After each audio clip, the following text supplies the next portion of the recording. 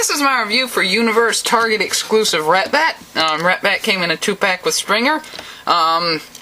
This is him in his kind of swept wing jet mode. This is the second time, the first time this mold was repainted. It's the Cybertron Soundwave Noise Maze mold. It was repainted into Scourge, which I think was the best repaint out of all of them. But Ratbat's still pretty nice. I mean, it's definitely a good representation of the War Within character. He comes in a 2-pack with Springer, which is an obvious reference to the War Within issue number, I think it was 2, where they had a rivalry, and Ratbat looked very similar in the War Within to what he'll look like in robot mode. But anyway, he's a swept wing jet type thing. He can fly through the air, I guess, and he has some wheels on the bottom, which really don't make any difference. He doesn't roll very well. To transform him, really weird. You want to pull these off and just set them to the side for now. Then you want to go ahead and raise this up and straighten it out a little. Then you want to pop his legs off from the side, like that. Yeah, I would be really careful. This one came with a loose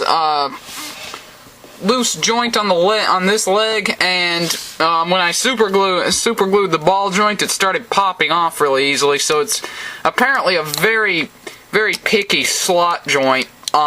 So be really careful when you're super gluing it, or if it's possible, just don't super glue it at all.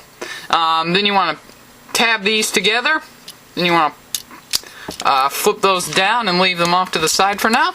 We'll get out his arms now. First off, you want to get this arm, flip it off to the side. Then you want to take this one, kind of pull it out of that section.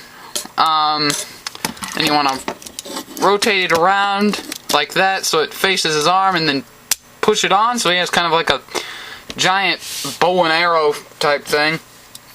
Then you want to push this back like that. Then you want to bring his waist piece forward and plug it in. Then down here you want to flip out his enormous big toe, and then flip out his little tiny heel spur.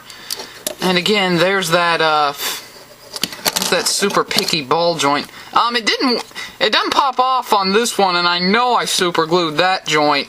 So it must just be a tolerance issue on that particular leg. But anyway, then you want to get them to stand up. You can flip these pieces off to the side. I usually like to flip them down and have them off like that, so they kind of form a calf armor. You want to stand him up. Then you want to flip his arm around like that. Then you want to flip this thing down so he has kind of a little cape. He'll have an even bigger cape, and I'll show you how in a minute. Then you want to, I think this is the coolest part of the transformation, you want to flip open the cockpit, raise his head up, and turn it around at the same time, and then plug it in, flip that back, and then I usually like to raise it up a little, because when you push it down all the way, his chin is kind of blocked by the cockpit, which I don't really like, so usually flip that up. And there you have Ratbat in robot mode. Like I said, nice robot mode. Looks very similar to what he looked like in the War Within. He's got some ball jointed hips. This one pops off, obviously, as I've mentioned several times.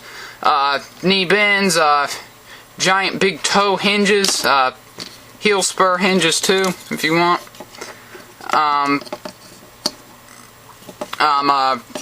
Joint here, swivel here, swivel there, bendable there, head rotates 360. It does rotate 360. Same articulation on this arm, kind of limited just due to this giant thing. But that's pretty much it for posability. Yeah, and I wish that... Really, it's that leg that kills it. This was an excellent figure before his legs started popping off, but now it's just an okay figure. I mean, I still like it, but I just really wish that wish that leg wasn't so particular. I tried scraping the glue off, but even that didn't help. If anything, it made it worse.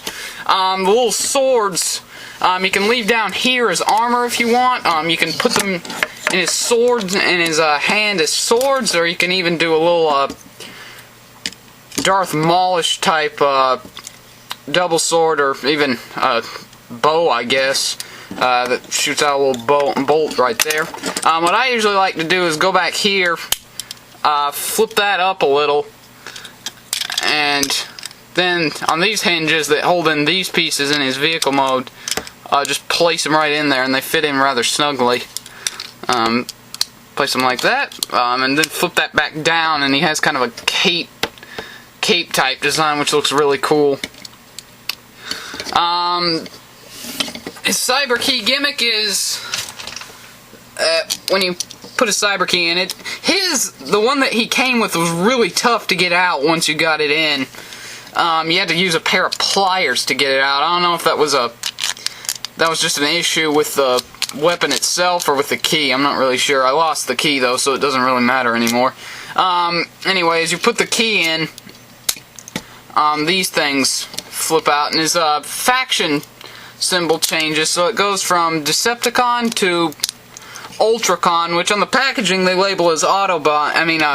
Autobot to Decepticon, but it's pretty cool that they incorporated the Ultracon symbol, which is something I don't think they've ever done on any of their figures, except maybe the War Within Titanium series. I'm not really sure. I don't own any of them. But then he has that kind of bow-esque type thing. Pretty cool. I'm not really sure if Sideways used it in the cartoon, but I haven't seen Cybertron in a long time, so. But anyway, there you have it. For size comparison, here he is with his, come on. They're all falling over here. Here he is with his, exclusives brethren. So as you can see, he's gotten quite a bit larger. A lot larger than his cassette version back in the 80s. But there you have it. Target exclusive Ratbat.